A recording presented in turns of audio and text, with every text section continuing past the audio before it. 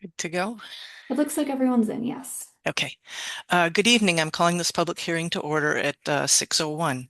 In accordance with the Massachusetts Wetlands Protection Act, MGL Chapter 131, Section 40, and the Boston Wetlands Ordinance, Boston City Code, Ordinances Chapter 7-1.4, the Boston Conservation Commission will hold a virtual public hearing at 6 p.m. on February 11th, 2026, to review the following projects to determine what conditions, if any, the Commission will impose in order to protect the interests of the public and private water supply, groundwater, prevention of pollution, flood control, prevention of storm damage, protection of fisheries and land-containing shellfish, and protection of wildlife habitat.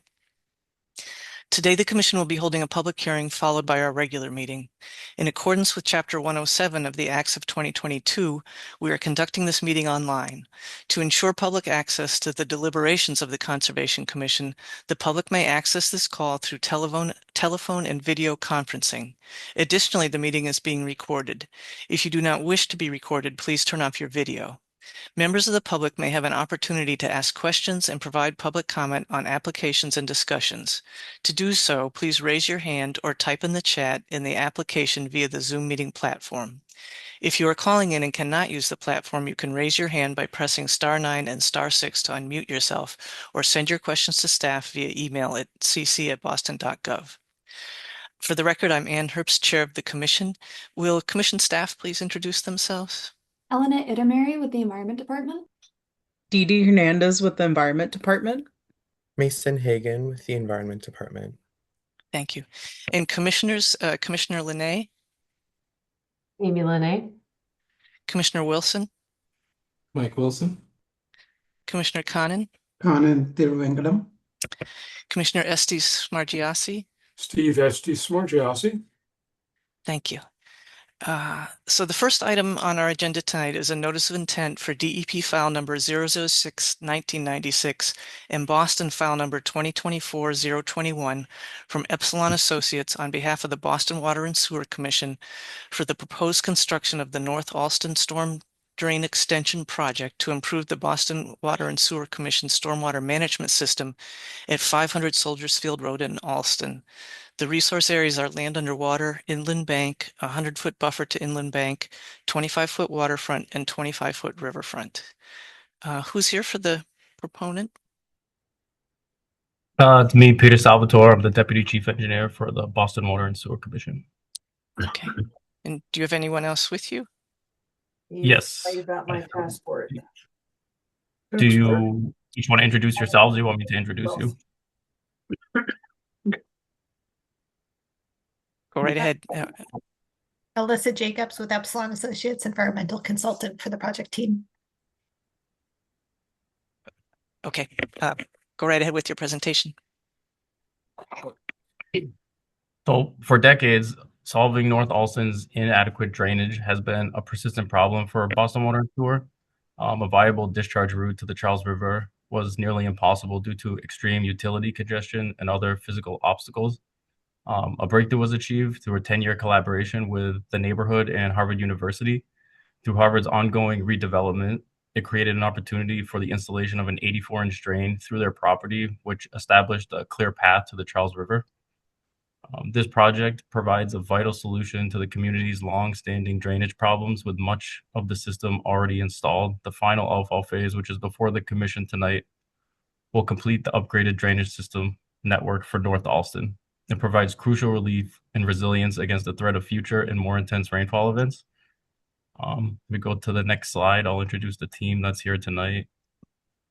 We have John Sullivan, who's not in attendance, and myself, Peter Salvatore, the Deputy Chief Engineer for Boston Water and Sewer. With Epsilon Associates, we have Alyssa Jacobs. With WSP, we have Andy Boyd, and for Harvard University, Shallon Fitzgerald.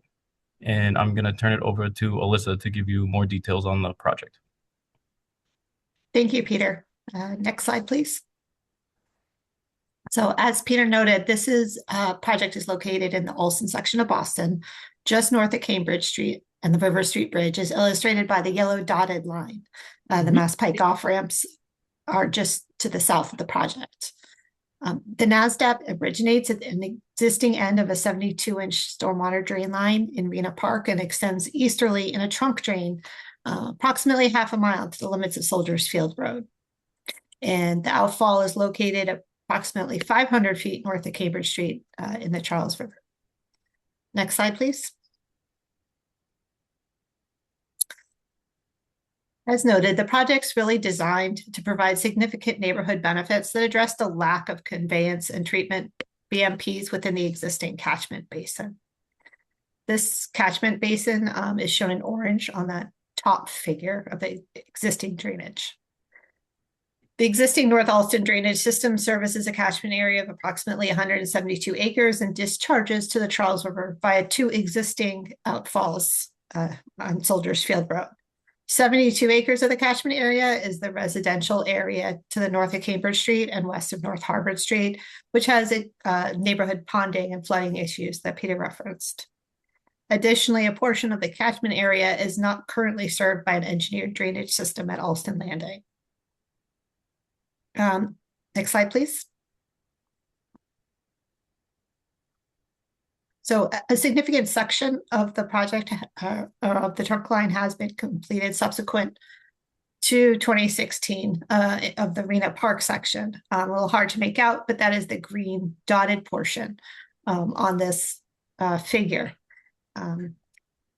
that starts at North Harvard Street. The solid green line has been completed, which starts just south of the Science and Engineering Complex and extends easterly. And in blue is the portion that remains to be completed of the NASDAP. Next slide, please. These are just some site photos to illustrate the portion that was completed at Rena Park. On the left, you can see during construction, that is the size of the 72-inch trunk line, and then what the site looks like after construction and has been restored. Next slide, please.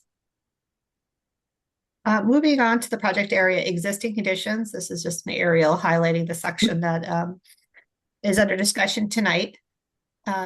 Just north of the Cambridge Street crossing of Soldiers Field Road and north of the on-ramp to the Pike. Next slide, please. So the existing conditions, resource areas associated with the Charles River, as noted, include Inland Bank, which in this location consists of a riprap embankment, the 25-foot riverfront area and waterfront area, land underwater, and the 100-foot buffer zone. The majority of the project area is paved and is comprised of Soldiers Field Road and the Paul Dudley White bike path. Another site constraint is the MWRA 60-inch water main that runs beneath the bike path as well. Next slide, please. These are just some existing condition photos of the Soldiers Field Road access road, as well as the boat section of Soldiers Field Road. Next slide, please. This is a site plan of the existing conditions with the Charles River located on screen right.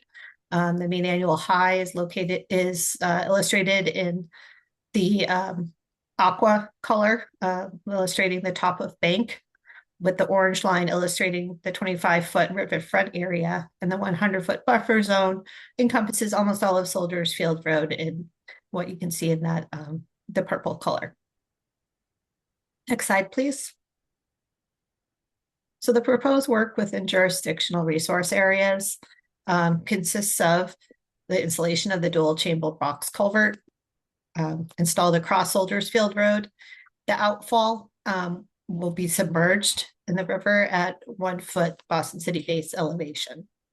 The work in the water requires an excavation of over 200 cubic yards below the mean annual high, which will occur within the cofferdam. The riverbank and the in-water work will be completed by a crane on the platform, and a Fleximat will be installed at the end of the outfall to prevent scouring in the river. Total in-water impacts are approximately 2,195 square feet below mean annual high water of the Charles River and 110 linear feet of riverbank. There'll also be some additional temporary disturbance to riverfront area, the 100-foot buffer zone, and the waterfront area during construction.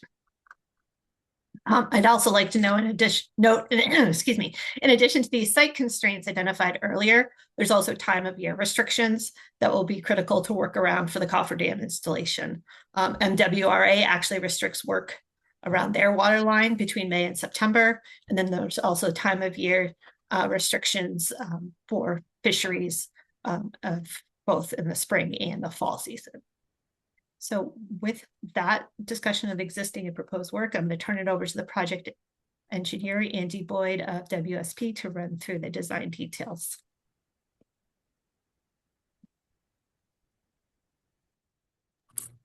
Thanks, Alyssa. Next slide, please. As Alyssa mentioned, the work area is just to the south of the old Genzyme building, which is just to the left off from this plan view. It consists of crossing Soldiers Field Road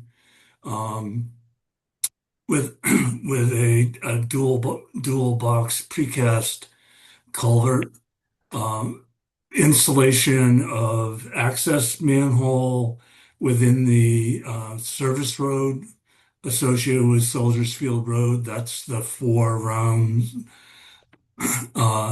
items that you can see within just below the label Soldiers Field Road. Those are manhole covers accessing the structure for maintenance. And then the outfall itself, which will extend from that point out into the river. The construction will consist of installation of a turbidity curtain within the river itself, and installation of a core log along the top of bank to contain any silt from work that's happening above the bank, most of which would be below the Paul Dudley White and Soldiers Field Road. Ultimately, you see here the limits of the excuse me, the sheet pile bulkhead that will be installed within the river. And then the hatch line is the Fleximat that would be installed in the dry. The intent is to dewater within the sheet pile bulkhead so that the work for the installation will actually be done in the dry. The hatched area is the Fleximat. You can see that it will extend into the river about 30 feet beyond the end of the culvert itself and wrap up the sides of the culvert to prevent any scouring in that area. Go to the next slide, please. The profile actually shows on the right-hand side is the Charles. You can see the river elevation normally between 8 and 10 feet. The culvert will extend only to the edge of the riverbank. The intent is that the culvert would be cut at the same angle as the existing riverbank so that it will not project beyond the riverbank on either side. Just upland of the outfall itself is you'll hear it referred to as 54-inch or 60-inch MWRA water main. MWRA had relined a 60-inch pipe with a 54-inch steel pipe water main, so that water main would need to be removed during the installation of the sheet piling and the installation of the culvert itself, and then replaced as we're leaving the site. The maintenance access manhole is just further upland of the water main.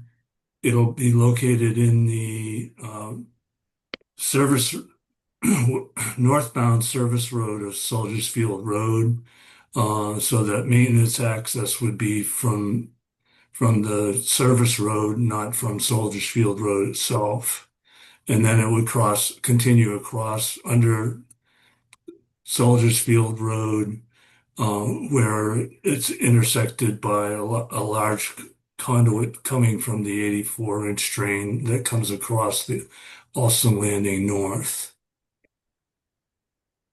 Go to the next slide. In addition to the installation of the culvert itself, there'll be a riverbank restoration with tree replacement and native plantings that have been developed in accordance with DCR's Charles River Basin Master Plan. That we've worked extensively with DCR to develop the planting plan that will be put in place.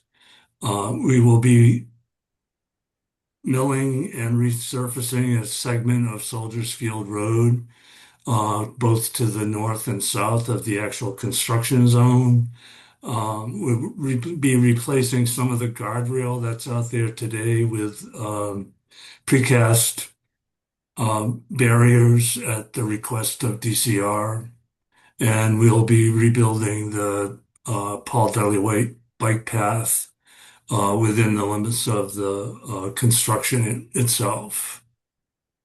Next slide, please.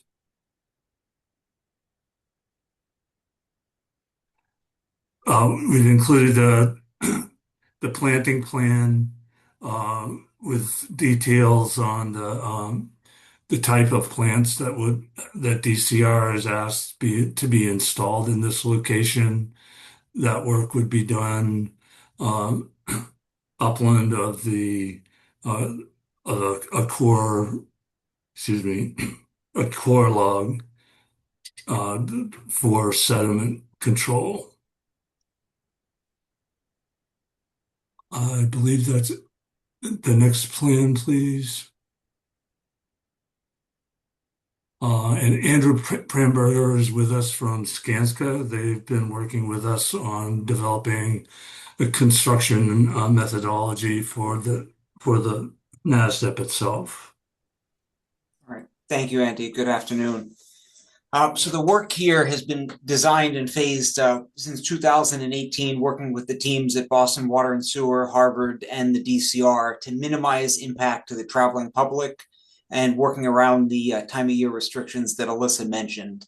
So the work is divided into two main areas. The work within the water is set up in the image to the left. You see there's a crane set up on a temporary trestle built just to one side of the outfall, which would be used to drive the sheets and do the excavation within the water and service the construction from there.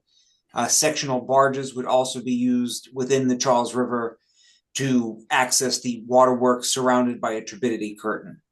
The work actually in Soldiers Field Road has been designed to take place predominantly on nights and weekends to minimize impact to rush hour traffic on Soldiers Field Road. So the work will progress across Soldiers Field Road, installing sheets and installing traffic decking within Soldiers Field Road at night to create a work zone where we could then, as you see down on the bottom right of the screen, mine the excavation from underneath Soldiers Field Road to maintain traffic to the traveling public.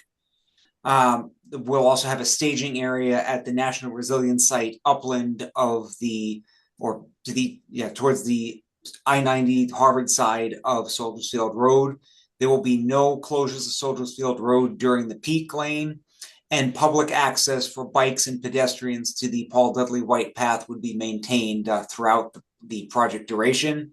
The service road, the one lane, the local road, if you will, closest to the Charles River will be closed at the intersection of River Street and Cambridge Street.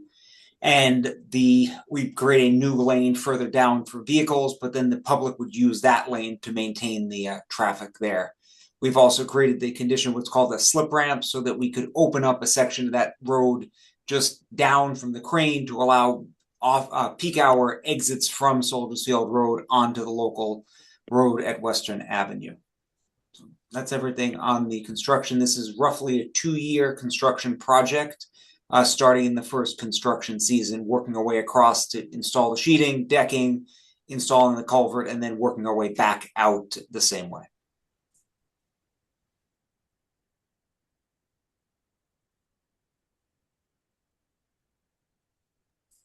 Alyssa, back to you. Yep, I think that's the end of the presentation and opening up for questions. Okay, thank you. Elena, what do you have for us on this one? Thank you. Yes, so we conducted a site visit in July of 2024. At that time, we were able to look in the field, confirm the delineation that was submitted with this filing. Other than that, with the exemptions noted in the filing regarding the signature and riverfront area, we looked into those and confirmed that those are applicable to this project. So we didn't have anything else to add on this. Okay, thank you. As a reminder to the public, to provide public comment, please raise your hand or type in the chat in the application via the Zoom meeting platform. If you are calling in and cannot use the platform, you can raise your hand by pressing *9 and *6 to unmute yourself, or send your questions to staff via email at cc@boston.gov. Commissioner Linay, any comments or questions? Yeah, I had a couple questions. I was curious to know, so I understand that there was a Article 97 disposition of parkland for the easement, and curious to know maybe what the status is on that, if that's been approved. Good evening. On the Article 97, there has been draft legislation, but that is not yet approved. Okay, thank you. And then on the more maybe technical side, I was just curious, the Fleximat detail, I saw there was sort of a concrete trench to anchor that. Is that something that in the graphics in this presentation, I didn't see that, and I wanted to just double check that is part of the detail for securing that? We actually do have some details. Thank you, Elena. Oh, excellent. So this is what it will look like in its installed condition, and then after a few years of growth. The idea is that it revegetates naturally. And so that can really just hold itself in place. Perhaps then that anchoring system isn't required. Is that typical?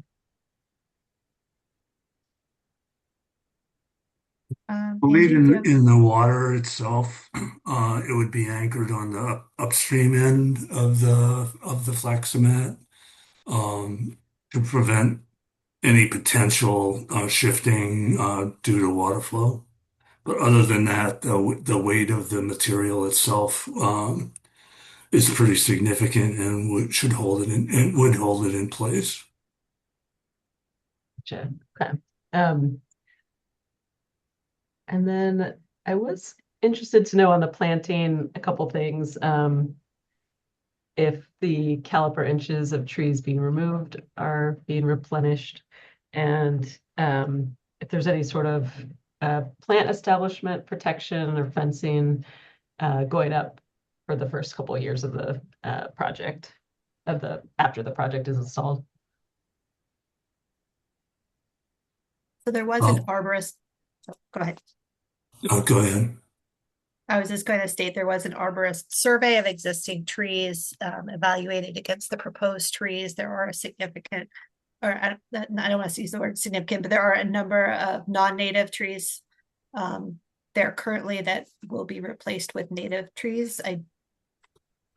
Andy, you wanted to add anything? Yeah, and the intent, excuse me, working with DCR, they have said that they would want to put in place a monitoring program that has not been done at this point, established yet. But we would intend to work with them based on time of year of installation. The trees that are being planned are as per their requirements. So they really dictated the plantings that are to be placed along the riverbank. My understanding is it's in accordance with their Charles River planting master plan that they have created. Okay. I think actually my last question, I saw in the NOI, some details about the sediment removal BMP, and I wondered if that was something you could just describe briefly since it didn't really come up in the presentation.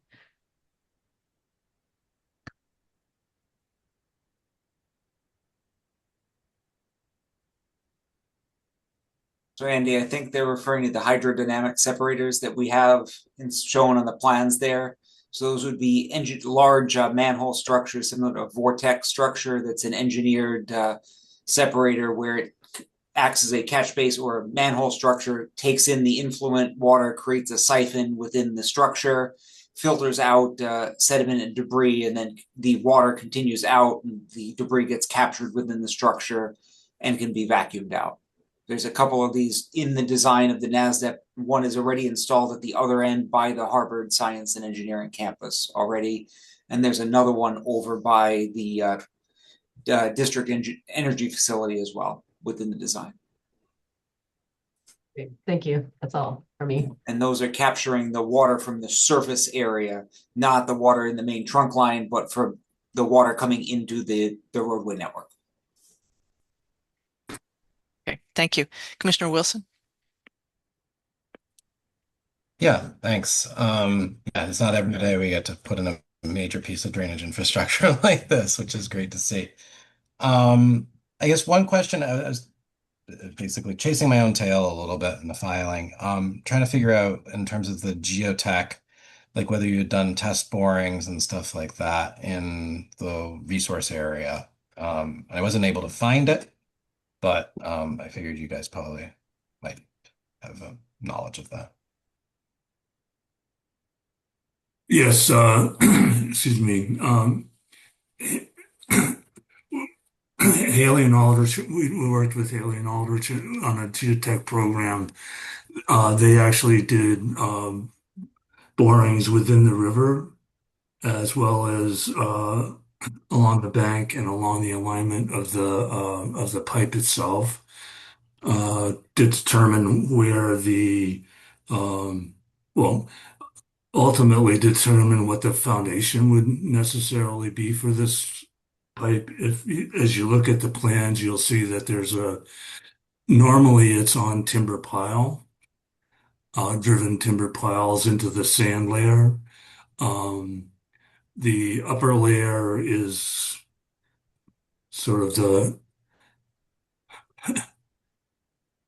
an engineering term, river muck. It's very unstable. It's very highly compactable. So the culvert itself is founded in the sand layer below that. Crossing Soldiers Field Road, it's actually the sheet piles that are used for these supportive excavation are left in place. They're driven deep enough such that the culvert is then supported off from the sheet piles, and they function as the deep foundation for the culvert as it crosses Soldiers Field Road. That way didn't have to disrupt traffic to try to drive additional piles in that within the roadway area itself. Okay, that all makes sense. I guess, was this part of sort of like a larger in water boring stuff was part of the R90 like multimodal project then, or this We had a was request up for, to the NASDAQ? sorry, Andy, I'll jump in because we did do a request for determination of applicability in July Okay. of 2019 with the Boston Concom to facilitate that geotechnical exploration. Yeah, And we got a that negative I was seeing determination. 2019 and I was like, that's Yep, that's that was exceeding it. available bandwidth these days. Okay, cool. That makes sense. And then, and you may have addressed this and I might have missed it, but just in terms of like, I see a filing here in 2024. Excuse me. I was wondering if there is any like major differences that have emerged in the past 2 years, or whether it's just sort of like the project is getting a green light now and since it wasn't before. No, any real changes to the filing from July of 2024. Same project. That makes sense. And then in terms of just like that ground layer and like given the geotech, not a geotech, but sometimes found conditions to be less than desirable in terms of like organic layers and stuff like that. Is there any sort of like anticipated need to sort of like do soil injections or freeze the ground layer or do stuff like that? Or is it all sort of just you can basically shore it up as needed and support it well? And Andrew, I'll let you comment, but the sheet piling that is being used is being driven down into the sand layer below the organics because of that reason that the organics here are quite unstable. So that everything is being founded in the sand layer below the organics. Okay. Yeah. No, yeah, Permanent design accounts for it at this point, so there'd be no further need for other ground improvements because we're founding it below any unstable soils. Okay, great.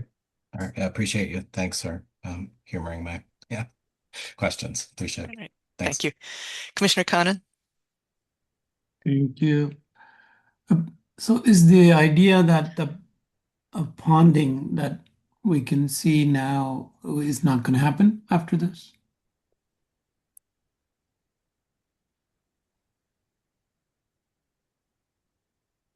That I can answer that. That is the intent of this project. Right now, the whole area is drained through two smaller outfalls that are inadequate for the drainage area. So this, I mean, it's hard to say that something will 100% prevent flooding, but the intent is to significantly reduce flooding for all future conditions.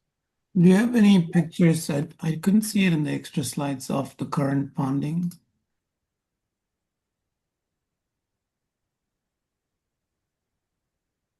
I'm not sure.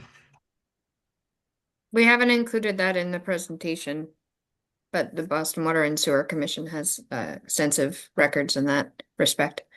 Mm-hmm. Is the ponding a function of rainfall or just bad non-permeable surface? What is it? What is it? I think it's a combination of factors. So the amount of rainfall and rainfall intensity and size of there's no one cause. I mean, you could get 1 inch of rain over a day and have no problem. You get 1 inch of rain over 15 minutes and experience ponding, but it's the current outfalls are undersized for the drainage area that we're trying to drain. And then with go ahead. And just with anticipated future increase to intensity of rainfall events, this is sized to reduce any of that ponding. How far into the future? That I'm not sure. Andy, you have that information. Sorry, do you have that information? Okay, if you could share that, I appreciate that. Go ahead. We can share that. I can't remember the design year at this point, but it was 25 years, Peter, I think we used projected rainfall. So yeah, we can get that information. I don't know off the top of my head. Yeah, thank you. I think it'd be good to know that because there is a standard linear projection you can do, I'm sure, but with climate change, things are also unpredictable. So if you take a conservative approach, it probably would be somewhat nonlinear. Yeah, no, our Boston water sewer's typical design storm was a 10-year. This, I believe, exceeded that, but I cannot say that for sure, but I will follow up with that information. Great, thank you. I was curious too if in an extreme scenario where the river itself is flooding because there's been widespread rainfall in its own catchment area, how will this drainage work, or will it be affected at all?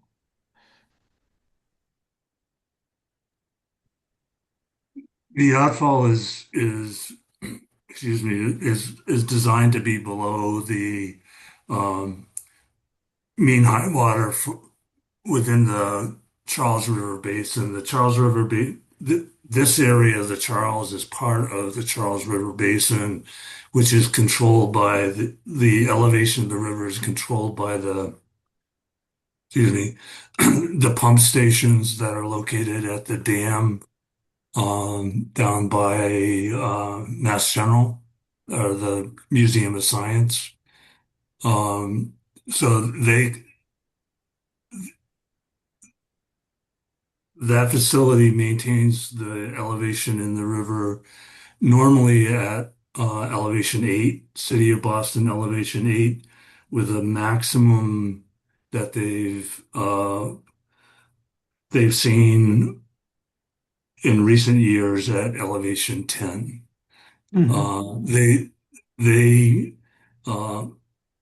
Those pump stations, both the dam and the pump station are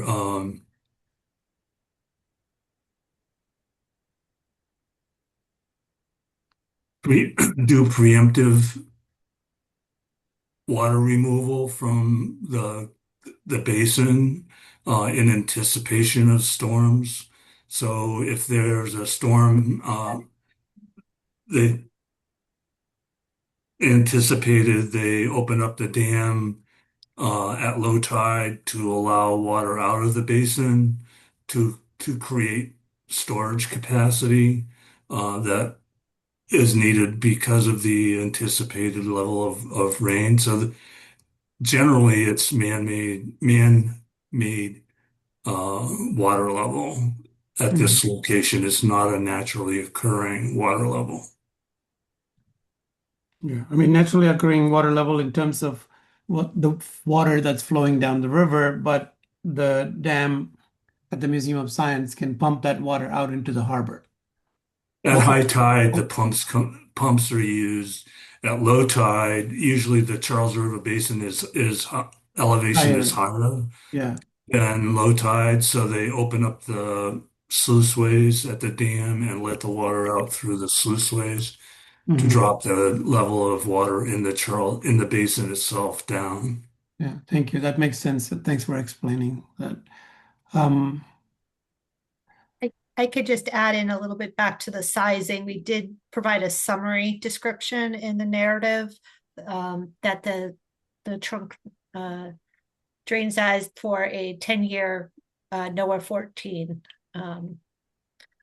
rainfall amount, and that it was a conservative design in that it didn't include the 1.25-inch infiltration requirement. Up in 10 gradient. Yep, so it's a 10-year average return interval. Yeah, 24-hour stern event. Okay, just a few more quick questions, hopefully. So did I hear there is a BWSC line and an MWRA line there in the project area?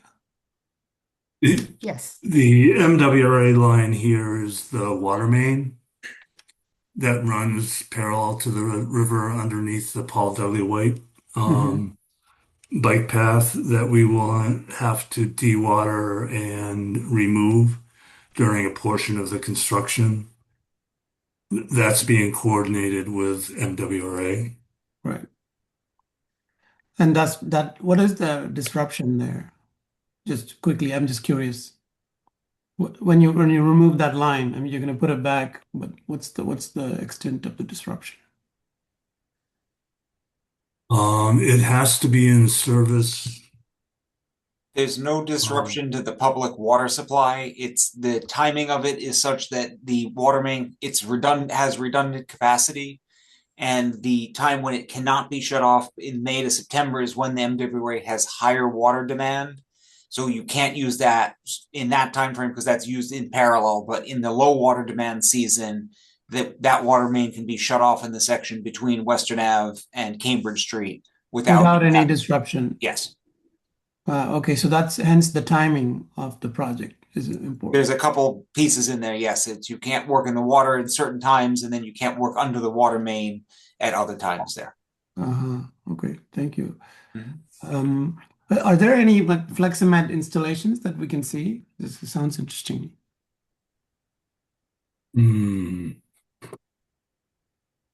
That's a good question. I'm not. I don't know of any offhand. Andrew, do you know of any? I am not aware of any, no.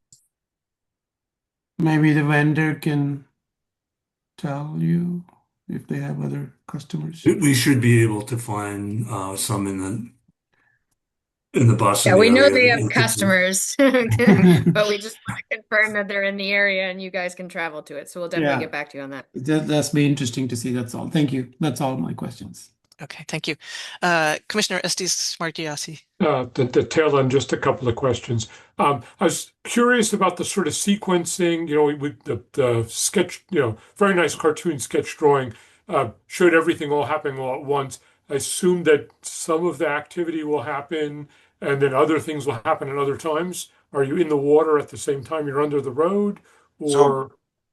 Yep, there are two parallel paths, if you will. The longest path on the project is the work out in the Charles River. So when we mobilize the work, the trestle in the Charles River would be constructed, that crane would be erected, and the cofferdam driven. That operation is roughly 2 construction seasons. So there's continuous work out on the Charles Riverfront. Then the work starting on the other side of the former Genzyme facility would work on night shifts going across the road in sequences several months at a time in a lane or two of the road. They finish that, then they go to the next one, go across, then you have the full underneath. And that would be accessed from the Genzyme side as well, pulling all the dirt back to Genzyme. And then once the box culvert will be lowered down and rolled in under the road, then the sheeting will be pulled out working from the river back to the Genzyme side. Okay, that's helpful. Thank you. I was a little confused with the slide that's up on the on Fleximat, and maybe I misremember what the drawings. Is the Fleximat going to be completely underwater in this application? So we're not actually going to see grass and vegetation growing in the Fleximat. It's all underwater, or did I misread the drawings when I was walking my way through? That's correct. What you will see is reestablishment of the riprap that's on the riverbank now to match the areas adjacent. So this is the Fleximat's basically all going to be under the water at the Charles, and to the extent to which there's any aquatic vegetation growing, it'll go there. But it's not going to look like the 2 drawings to the right on the screen. No. Okay, sorry. I'm sitting here slightly confused. But I think, can I get back to that drawing without closing this window? Thank you. That's enough for me. Okay, thank you. Elena, is there anybody from the public who wants to speak? I saw a few hands go up during the discussion, but I wasn't sure if it was intentional or not, so I'll just give folks a minute. We don't have anything in the inbox, though, and no emails either. But if anybody did want to provide public comment, if you could raise your hand again, please. And I'll swing back to them. I just have a couple things. Okay.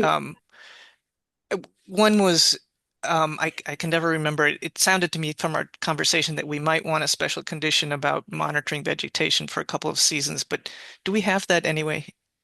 Let's see. So I know that we were going back and forth with the project team this, or not back and forth, but we finalized the conditions this afternoon. So let me just make sure that I believe that the vegetation monitoring stayed in, but I just want to confirm that. Yeah. Yes. So it'll be monitored for the first 3 growing seasons. Okay, great. And then I guess I was wondering whether we might want a special condition that just says the Article 97 approval should be provided to us before construction begins. I think both the Article 97 and ideally Chapter 91, because the Chapter 91 jurisdiction is what exempts the project from having to comply with riverfront area performance standards. So having that in our documents before any work begins would be good. Okay. But did anybody raise their hand? Okay. I did not So I see think raised hands yet. at this point, I would entertain a motion to close the hearing and issue the order of conditions with a special condition that the Article 97 approval and the Chapter 91 permit need to be provided to the commission before construction begins. So moved. Second. Is there a second? I'll second. Thank you. Okay. Commissioner Linay, Aye. Commissioner Wilson, Aye. Commissioner Conan, Aye. Commissioner Estes Smargiassi, Aye. and I vote aye. So that passes 5-0. Thank you to the proponents. Thank you very much. Okay. Thank you. The next item on our agenda is a notice of intent for DEP file number 006-2098 from TRC Environmental Corporation on behalf of the Massachusetts Bay Transportation Authority for the proposed extension of tracks 11 and 12, construction of a new full-length platform F, installation of a new stormwater system, and associated infrastructure upgrades at North Station Causeway Street West End. Resource areas are bordering lands subject to flooding, inland bank, 25-foot riverfront area, and 100-foot buffer to inland bank. And this is continued from our January 28th hearing. I know we had some outstanding questions. Who's here to speak to those? Hi, everybody. My name's Tess Paganelli. I just wanted to introduce myself from the MBTA. Brian was with you all for the last meeting, but I'll do my best Brian impressions for tonight. And we have our usual team with us. So I will introduce Izzy to kind of take you through some responses to questions, comments. Thanks, Tess. So this presentation is fairly similar to the presentation we gave 2 weeks ago, although we've pared it down a bit to emphasize the most important components and reiterate some of the conversations that we had at the last meeting and via email with Elena the past week. Next slide, please. So just to reorient everyone to the project area, here you can see an aerial and a site photo of the existing conditions on site. We are within the North Station commuter train terminal and the MBTA right-of-way. We've also provided some labels so you can see, where the existing MBTA infrastructure is in relation to where the proposed new infrastructure will go. Next slide. So just to re-summarize some of our existing conditions and resources, the site is entirely impervious and paved, but we are adjacent to the Charles River. So we have the inland bank, which is entirely bulkheaded, the 100-foot buffer zone off of inland bank, the 25-foot riverfront area, as well as bordering land subject to flooding. Next slide. So here we have a color-coded site plan to break up the different aspects of the proposed project. I'll just quickly run through it with everyone. The extension of tracks 11 and 12 is shown in yellow. The platform F extension is shown in purple. The MBTA electrical infrastructure removal and relocation is shown in orange. And the proposed drainage system is shown in blue with the outfall to the north on the right hand of the screen. One thing I'll note is that we also have color-coded the resource areas on this map, and you can see that most of the proposed work is located outside of the resource areas, with the exception of the end of the track extension, the end of the proposed drainage system, and the MBTA electrical infrastructure in orange. The platform F extension is on MBTA property, and the only temporary access to MGH is required. The work that MGH was concerned about at the last hearing is outside of all jurisdictional resource areas. You can see the existing easement line on the plan on the screen. I know there was also a question if the electrical equipment could be relocated outside of the riverfront area at the last meeting. The project team thoroughly evaluated the design with a focus on minimizing work within resource areas. However, the proposed activities within the jurisdictional area are unavoidable for a couple of reasons. The first is that the existing electrical infrastructure is already located within the riverfront area, and the proposed electrical equipment must be installed in close proximity to the existing systems due to the location of the existing duct banks and cable runs. So relocating these components farther away would require the construction of a new duct bank, which would result in an overall greater disturbance to the riverfront area. Additionally, this equipment carries high voltage power, so the cables can't be laid directly on the ground for safety reasons. So the placement of the infrastructure within the existing constrained riverfront area remains the only feasible alternative with the least amount of impact. Next slide, please. Sorry, back one. Thanks. So to summarize the stormwater component, the project results in no net increase in impervious area. In fact, the addition of Platform F introduces pervious track ballast in place of existing pavement, improving stormwater infiltration potential compared to existing conditions. Stormwater runoff from the proposed Platform F and track area will be collected through a series of roof, platform, and track area drains. Also, the project qualifies as a redevelopment project under the Massachusetts stormwater standards, and we're going to meet those standards to the maximum extent practical. MBTA is going above and beyond to employ a treatment train of BMPs that can remove phosphorus where infiltration is not feasible. The treatment train starts with a continuous deflection separator that will provide pre-treatment. Then the treated flows will then pass through a media filter for advanced removal of fine particles and phosphorus before being discharged into the Charles River.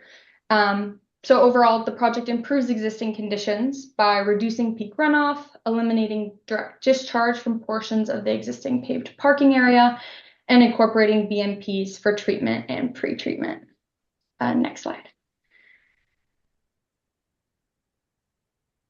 So we just wanted to keep this slide in so we could go over, the resource areas that we're dealing with here, the proposed temporary impacts to them, and specifically what work is happening within each resource area. I'm not going to get into it too much, but if anyone has any questions, we can come back to this slide later. Next slide. So the removal of the ends of platform D and E will create approximately 20,400 cubic feet of flood storage. You can see those two longer green areas on the slide are where this work is proposed to be located. The proposed ground elevation after the walkway platforms are removed will be below the base flood elevation of that area. One thing that I'll note, and I believe I noted this last time, but there's actually no fill associated with the proposed project within the floodplain. The only fill is associated with the Platform F extension, which is located outside of the floodplain in white on the screen. And last slide. So I just wanted to, reiterate some of the minimal temporary impacts to inland bank from the proposed stormwater outfall. As you can see in this photo, the inland bank is entirely bulkheaded, and the proposed outfall will be located under the existing bridge infrastructure, approximately 275 feet west of the existing outfall, as you can see in this photo here. The proposed outfall will be installed through the existing seawall in coordination with the Draw One Bridge replacement project, and there will be a localized opening required for the pipe installation, which is where the 13 linear feet of temporary impacts to the inland bank come from. I just wanted to mention that the outfall will be able to be maintained with the installation of an access manhole, and that drainage is completely separate from any city-owned drainage. That's all I have for this presentation, but we're happy to answer any questions that the commission or anyone else has on this project. Okay, thank you. Eleanor, what do you have on this? I know you've had some conversations back and forth. Thank you. Yes. So one of the outstanding items from last time was the wording of the condition related to fish kills and water quality, and we have finalized that language, so the conditions are ready to go for this project. The other issues, I believe that Izzy summarized most of them. Any sort of outstanding questions that Commissioner Sullivan had about location of the device and what the maintenance schedule would look like for it have been resolved. So all of those questions have been answered. And then the only additional note that we have is that we would recommend having a special condition requiring that the maintenance schedule of the treatment devices be submitted to us once a device is selected. And in that submission, we would also get shop drawings, which show that the intended volume of water will be treated properly.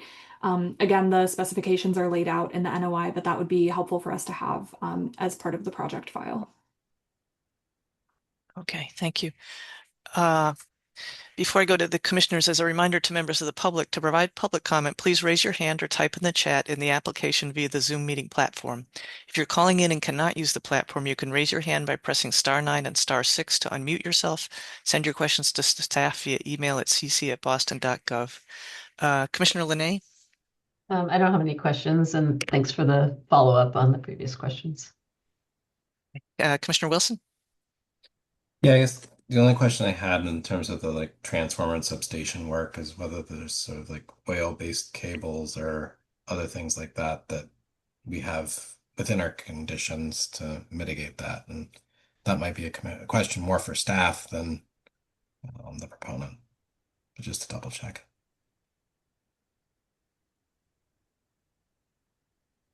Sorry, Commissioner Wilson, I missed the question. Yeah, sorry, I should have let off. This was a question for staff more than the proponent. No worries, I was just catching up on notes. Sorry about that. No, I'll invert the or anyways. But I was just wondering in terms of the like whether there's oil-based cables or materials associated with the substation and transformers, that's part of our standard sort of order conditions for this type of work. Bill response or whatnot. Typically is not. I don't believe that we have a condition specifically speaking to that. Okay. I guess maybe that punt that to the proponent, whether that is a risk that we need to mitigate for, given the type of equipment that's on site. I would pass that off, I think, to Mark Ennis if he's on the design team. Mitigation for it's mostly the traction power equipment, so like the transformers, those usually have oil in them. Mitigation measures are part of the regulation to install it, so there's containment built into the structure that it sits on. Okay, so like, I don't know, like we've run into this with Eversource or something like that on the Washington Street Bridge there, where it's like the dielectric fluid or whatever somehow magically leaked out, and like in terms of that, the standard type of spill response equipment that you would have on site would deal with that as well. And Yeah. Okay, cool. Thanks. Okay. Commissioner Conan? Thank you, Chair Herbst. Has this area ever flooded before? To your knowledge? No. Yes, I think it's safe to say, Tess, that this area has not flooded. It's regulated by the dams, and the dams have never been overtopped. The DCR owned dams that are just shortly downstream. So there's never been flooding in this area since the construction of the dams. Is there any reason to be concerned that it will be flooded? Not from our perspective, with the dam functioning.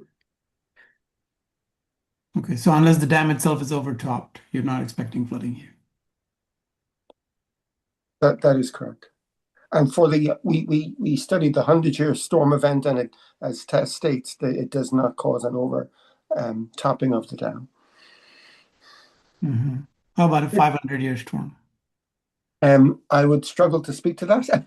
I don't have that at hand. I certainly know that we're good at the 100-foot flood event. Up to when? I'm sorry? You're good with the 100-year flood until when? Until 2070? Or Yes, as of now. As of now. Projected forward 100 years, yes. It's yes, our project is sort of overwhelmed if there is a flooding event, because I think the flooding would affect the Causeway Street and the area in and around North Station on the street side, as well as the station itself. So it's I guess, are you asking what flood elevation the dam is overtopped? You'd have to ask DCR for that information, I think. Okay. What about stormwater? Do you have a specific question about stormwater? What's the risk from increased amount of stormwater to the new infrastructure? I'm going to pass that off to Chris, I think. Yeah, no problem, Tess. Thank you for the question. As Izzy stated in the presentation before, the project itself has created a reduction in impervious surface on the site, and so an inherent reduction in impervious surface has lowered the resultant risk of stormwater on the site, if that answers your question properly. Yeah, I think so. I mean, it's increased mitigation of stormwater is always a good thing. Just always curious, given that there's increase in risk of water from stormwater as well as river flooding as well as harbor flooding, just need to be aware of what's going on especially when electrical infrastructure is in the resource area. But I understand your responses. Thank you. Okay, Commissioner Estes Margiassi. Yep, no further questions at this point. Thanks for coming back with the information we asked for. Okay. Eleanor, was there anybody with questions? I have not seen any hands raised, and we haven't received any emails and nothing in the chat either. Okay, and I was also scribbling, but I didn't get it. Could you tell us what you recommend for the special condition? Absolutely, yes. And I also would want to confirm Commissioner Wilson's recommendation there as well, based on the response on if we need an additional special condition. But the special condition that we had originally recommended is requiring that a maintenance schedule of the treatment devices be submitted to us once a device is selected. And alongside this, we should also receive a submission of shop drawings, which show that the intended volume of water will be treated properly. Okay, perfect. And Commissioner Wilson, did you have something that you would like to add? Or were you? I don't. No, I think if the type of spill response equipment that's available on site for the, during the construction phase, that's associated with the manufacturer specs of what they're doing, then that's fine by me. Okay. I don't think we need to add a separate one. And okay. Apologies, Commissioner Wilson, I may have misunderstood your initial question. We do have spill management conditions in the the set. Yeah, so more broadly, they're I think in most cases to address, if like heavy equipment has a spill, and basically if anything related to the project has a spill, and usually we ask for the spill management plan to also include communication to the commission when that happens, and other relevant. That's what I figured. I just didn't know if the type of substances and fluids involved were somehow required different, but yeah, as long as don't need to go down that road. Thank you. Great. In that case, I would entertain a motion to close the hearing and issue an order of conditions with the special condition as described by Elena. So moved. Second. Thank you. Commissioner Linay? Aye. Commissioner Wilson? Aye. Commissioner Conan? Aye. Commissioner Estes Margiassi? Aye. And I vote aye, so that passes 5-0. Thank you. Thank you very much. Thank you. Thank you. Good night. The next item on our agenda is a notice of intent for DEP file number 006-2100 from Childs Engineering on behalf of the Massachusetts Port Authority to conduct up to 26 soil borings at 3 Dolphin Way and 20 Fid Kennedy Avenue South Boston waterfront resource areas are designated port area, land under ocean, and land subject to coastal storm flooding. And who's here for the proponent? Good evening, Commissioners. Mira Lindo speaking on behalf of Massport Environmental Unit. Joining me this evening from Massport is the project manager, Rob Greetham, as well as Andrew Nilsson with Childs Engineering. Andrew is going to be going through the slides today, so I'll pass it off to him. Thank you very much. If we can go on to the first slide. So we're here to talk about conducting soil borings at North Jetty, located just out into Boston Harbor. Next slide, please. So the proposed project is to conduct a subsurface exploration in multiple locations at North Jetty, through the pier itself on the water side and on the inland side just behind the pier. The purpose of this is to take measurement of the subsurface conditions in the harbor side and just behind the pier, to understand what the materials are deep down underneath there. And this is all in an aid to facilitate future planning for the area. Next slide, please. So just a brief description on the pier and the area around it. So this is located in South Boston. The original North Jetty Pier, which is, completes that triangle out in the Boston Harbor of Southeast and North Jetty, was constructed in 1941. It's a large concrete structure supported by steel piles. It was originally constructed to expand the port infrastructure in Boston Harbor, but it hasn't been used to its full intent in a number of years. Part of the reason is because of lack of maintenance on it, and this has been confirmed through recent inspection done by Childs Engineering and a few other consultants for Massport in 2025 that indicated that the structure is in pretty serious condition. There's some localized failures, so this is sort of the beginning stages to rectify that. Next slide, please. So the proposed borings are going to take place, again, as I said, on the pier, on the water side, and on the land behind.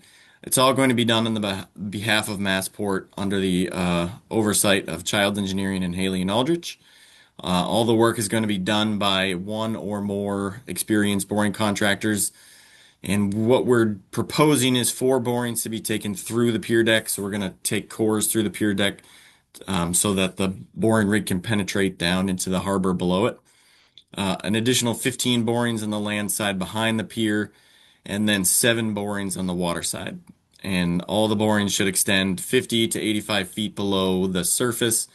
We estimate each one will take roughly 2 days, give or take, depending on what the conditions are when encountered. The majority of the borings taking place on the land side and through the pier will be done by a standard truck or trailer mounted rig. The ones on the water side will be done by a contractor that's familiar with doing waterside borings. It'll be done on most likely a jackup barge, where a small barge with an even smaller boring rig is mounted on it, and it extends piles down into the mud line of the harbor to raise the barge up, so it's actually out of the impact of the tide and the waves. Next slide, please. So this is a plan showcasing where all the borings are going to be taken.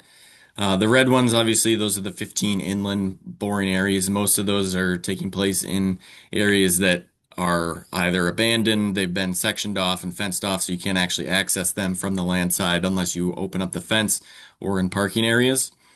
The green ones are the penetrations that we intend to do through the pier deck itself. And then there's the 7 borings on the harbor side through the water. Those ones we have just outside the actual North Jetty Pier footprint, but not extending out into the harbor channel. Next slide, please. So to conduct the borings are going to be done again through those standard subsurface boring rigs. They're roughly 4-inch diameter holes that are going to be drilled, and then it's going to be inside of a casing, which may be up to 6 inches in diameter, depending on what actual rig is used. So once the rigs reach their final elevation of -50 to -85 feet below the surface, any material that's collected on the way to that final elevation is going to be maintained on the surface. That includes soil, rock, and water, and all that's going to be carried back into the holes once the actual final elevations are complete, and any samples that need to be taken are sampled. We're not going to be conducting any additional excavations for this project, and all the material that we do collect is again going to go back into the boring holes.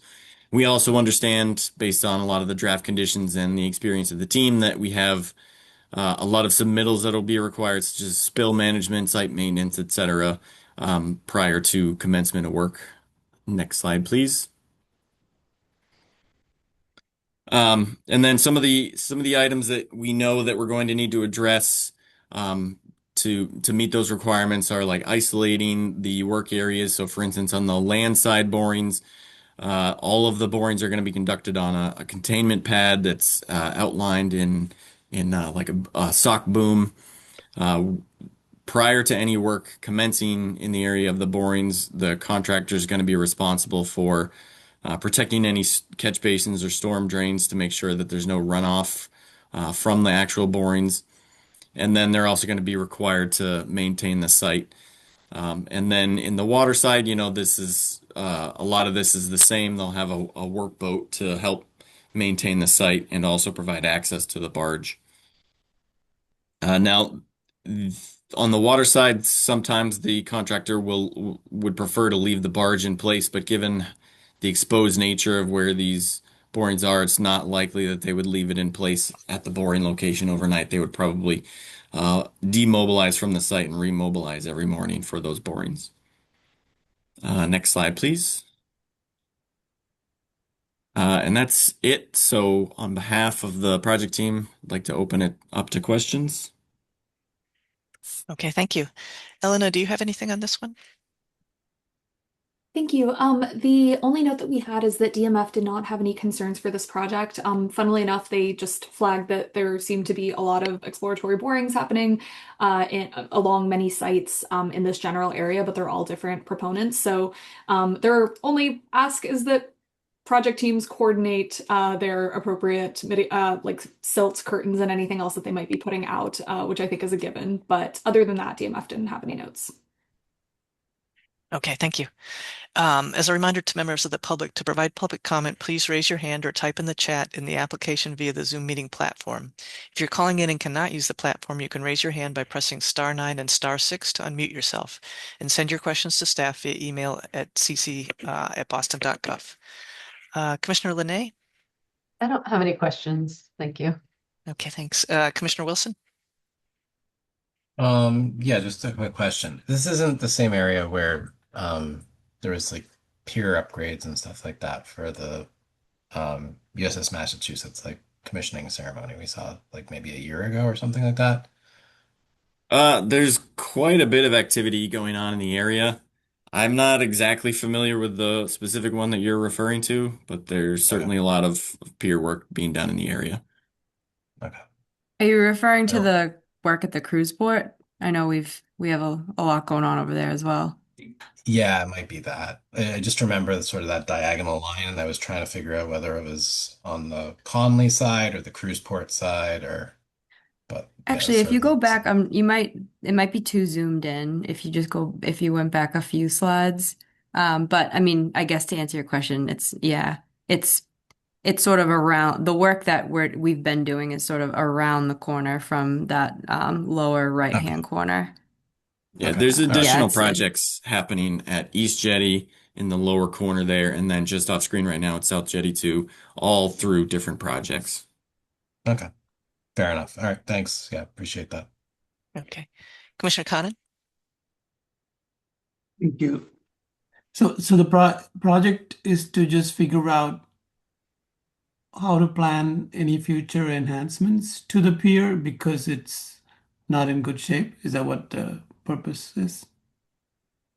Well, so I think the purpose is to just get a better investigation of any like future changes to the property, which at that point it would be our tenants who would, of course, have to come up with a design and then, likely bring that to you guys sometime in the future. But before we even get to that point where our tenant would be in the design phase, we have to provide them with some like structural data. Okay, so this is to get the structural data. Mm-hmm. Yeah, thank you. No more questions. Okay, I don't have any questions. Elena, I understand, are we not quite complete on the orders of conditions? Apologies, yes, I realized I wasn't sure the project team hadn't sent back redlined conditions, so we haven't had a chance to go over those yet, so that wouldn't necessarily be ready for a vote quite yet. Okay. So it's not something to try and work out here. We should continue. I think there might be a Or- number of edits, but I'll check with, yeah, if the project team has thoughts. Yeah, Elena, I mean, I think the only thing that we had gone back and forth on was the snow removal plan. Mostly just because the snow removal at that location currently is sort of managed by our real estate asset management team. So that would stay the same throughout the duration of the boring project. We can, if it makes sense to keep it in there, we can just include like the real estate management snow removal plan as part of the submittal, even though it wouldn't be like it wouldn't be the contractor who's like responsible for that snow management. Okay, so sorry to clarify. So there are the 5 conditions that were still sort of a question mark. So the four that we had originally proposed to leave in are okay with you, and then Yeah, I it's think just the a question of previous 4 were okay. Great. For the snow management plan, I mean, if there's a snow management plan that Massport currently has for this site, that also works for us. I think that we just generally, have an interest in knowing, especially while the work is occurring, less relevant, I think, with borings for like post-construction, but just having a better sense of, making sure that whoever is on site is managing the snow appropriately. Yeah. Okay. Yeah, that's fine. Then I think it makes sense to leave it in there, and then we can just provide what the current management plan is, since that will Great. continue throughout. Perfect. Well, in that case, we are okay on conditions. Excellent. So in that case, I would entertain a motion to close the hearing and issue an order of conditions. So moved. I think we got a second out of that too. Commissioner Linay, Aye. Commissioner Wilson, Sorry, I lost my mouse. Aye. Commissioner Conan, Aye. Commissioner Estes Smargiassi, Aye. and I vote aye. So that passes 5-0. Okay, thank you. And Thank you.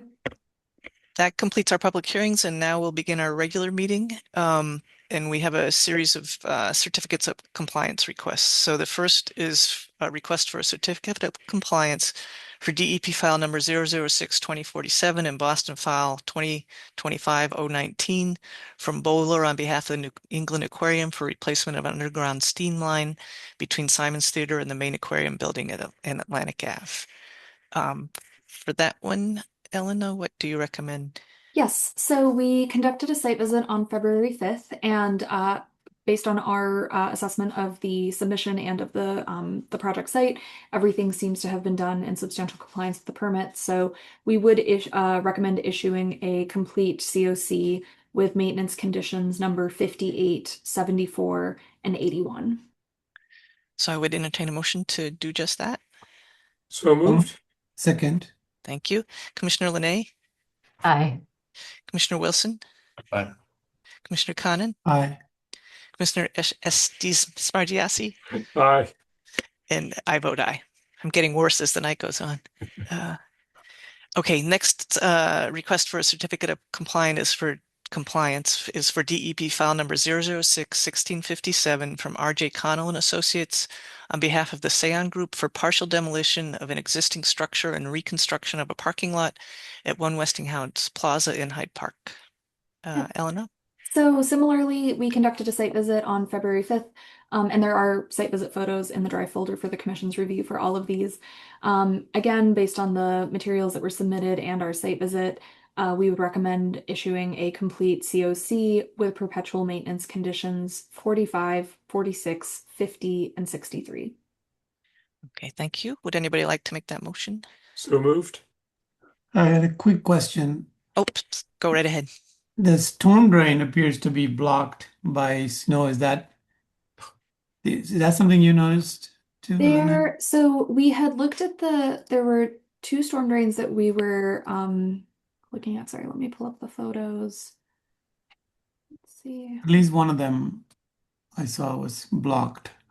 When we were there, we saw that it was still performing the way that it should be, and there wasn't any pooling on site. So I see the one where there's a little bit of snow covering it. But there, yeah, we saw that the water was draining the way that it was intended on the project site, and there's also a stormwater treatment device that treats the water before it goes through, but it didn't seem to be impacting the performance of the storm drain. Okay, so what I was just trying to understand is in the way the snow is piled, the drains were kept in mind and just there was enough exposure and space for the drainage to happen. Correct. Yes. Snow maintenance seemed to have been done appropriately. Great. Thank you.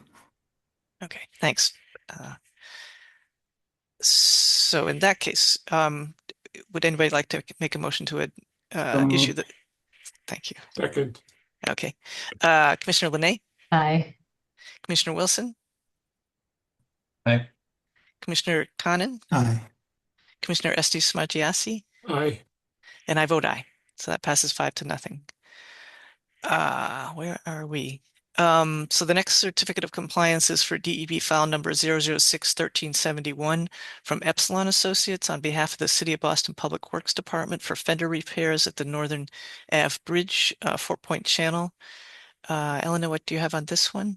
Yes, so this is one of the filings along with the last one of the night where we are attempting to get projects closed out that had open orders of conditions for work to clarify that had been done within the appropriate amount of time but just hadn't been closed out. So for this project, we did conduct a site visit.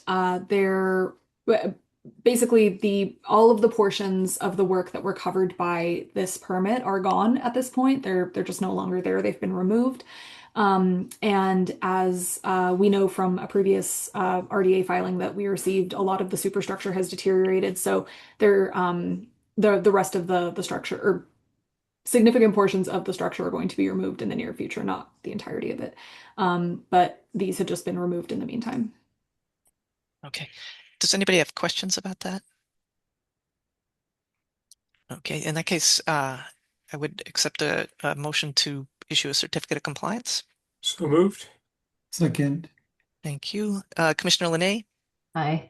Commissioner Wilson? Aye. Commissioner Conan?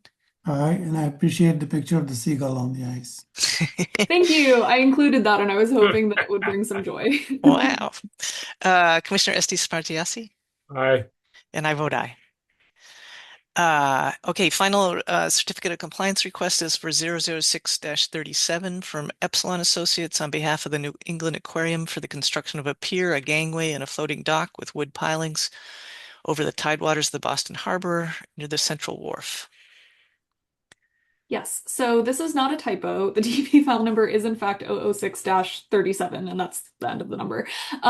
It, again, as you can see, was permitted in the 70s, and there's actually another permit that the aquarium received from the commission over 20 years ago at this point, and this structure was removed under that permit, but just was never closed out.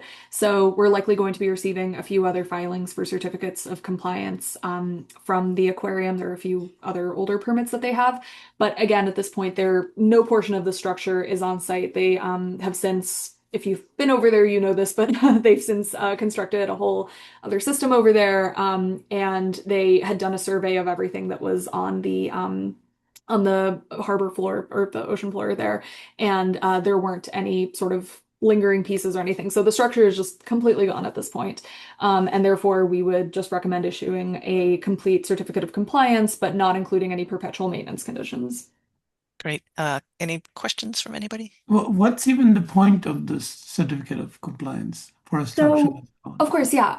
Good question. So, it is to remove the encumbrance on the deed of the property that is placed on it when an order of conditions is recorded against it.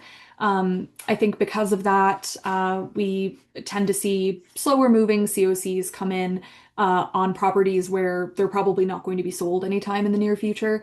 So the aquarium is one of those. Whereas if somebody is, developing a site and wants to sell it, they would probably want to clear that off the deed. And so this has just been an effort on our part to sort of do some, I guess, permit hygiene. I don't know, just making sure that we've been sending these letters out and people have been really responsive, which is great. That's great. Thank you for it. Is this going to be your record for the oldest one? I hope so. I think it is. It's funny. Every time I see the DEP file number, I feel like my brain just immediately assumes that it is a typo, and it's just not. So it's exciting. Well, I guess there's a chance for 36 more, right? There This is is. 37. But anyway, good housekeeping, and I know it's a lot of work, so appreciate that. So I would accept a motion to issue a certificate of compliance for this project. So moved. Thank you. Commissioner Linay? Aye. Commissioner Wilson? Yeah. Commissioner Conan? Aye. Commissioner Estes Margiassi? Aye. And I vote aye. So that passes 5-0. And the next item is administrative updates. Wonderful, thank you. So our first item is a request to ratify an emergency certification, which we issued to the U.S. Coast Guard for disposal of clean, freshly fallen snow into the harbor. This was similar to what the commission had issued at this point 4 years ago. And the reason for this is that the dock that, well, one of the docks, there are 3 of them on site, but one of them is quite old and its weight capacity is lower than the others. So they have a good sense of, once the snow is a certain height and once it passes a certain point on the dock, they know that it's starting to sort of be iffy as far as structural integrity is concerned. So they had reached out to us ahead of time before the storm and just, communicated that this is a concern that they had and that they might be reaching out to us. They reached out to us on the Sunday that it was snowing. Because of the conditions, we weren't able to actually conduct an in-person site visit on that Sunday evening. It was snowing quite a bit, but we were able to chat on the phone with a person who's representing the Coast Guard, and then we were also able to receive photos and videos from them on that day. And then following that, once it was more reasonable to try to get out there, we did conduct a site visit, and everything seemed to have been done according to, everything was managed appropriately as far as the snow is concerned. So we were just requesting that the commission ratify this if they see that fit, and also happy to answer any questions. Does anybody have questions for Elena? How do they or you know that it's clean snow? They intentionally don't treat it with anything because they basically assume that they're going to be stockpiling it and they knew, especially on this location, that they might have to be moving it. It's also not a sort of accessible part of the Coast Guard base. It's not like nobody else is really going over there. So it is cleaner than, for example, like what probably most of us are seeing on our sidewalks at this point. Yeah. Thanks. I thought that was a very thorough review that you did on it, so I was impressed. So I would accept a motion to ratify the emergency certification. So moved. Second. Thank you. Commissioner Linay? Aye. Commissioner Wilson? Aye. Commissioner Conan? Aye. Commissioner Estes Margiassi? Aye. And I vote aye. So that passes 5-0. Wonderful, thank you. The second administrative update that we have is that we have received the annual Charles River Vegetation Management Plan year-end summary for 2025. I have not had a chance to attend, well, I should say the presentation on this hasn't been scheduled. Representatives from DCR as well as the folks doing the vegetation management host an annual discussion with the local conservation agents. And so if anybody does have any questions about this, if I'm unable to answer them, I'm happy to bring them up during that call. But at this point, happy to jot any of those down. Also, please feel free to follow up. I know it's a relatively long document, so if questions come up later, please email me and I can pass those along. Does anybody have anything now? Are the presentations like online or is it on site? It's online, and they it's a relatively small virtual call. It's not like a webinar or anything like that, but they basically go over everything that they've done under their permits and just make sure that they're able to answer any questions that we have, and just keep us up to date on what the priorities have been in a given year. Thank you. Okay.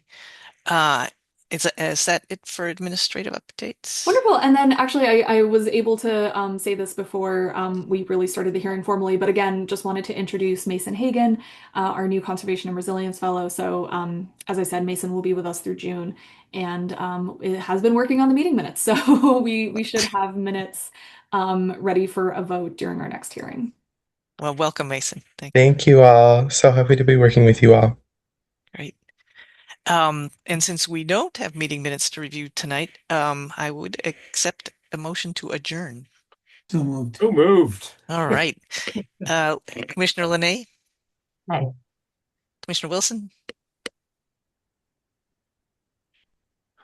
Oh, no. Wait, Mike, you don't want to adjourn? No, the double thumbs up. I didn't hear you. whatever, guess so. I just sorry. Appreciate it. Thank you. You could stay if you want, but Yeah, I'll be here all night, right? No. Commissioner Conan, Aye. Commissioner Estes Margiassi, Aye. and I vote aye. So we are adjourned. Thank you all. Thank you. Thanks Good so night. much. Have a good Good day. night. Thank you. Thank you all. Goodbye.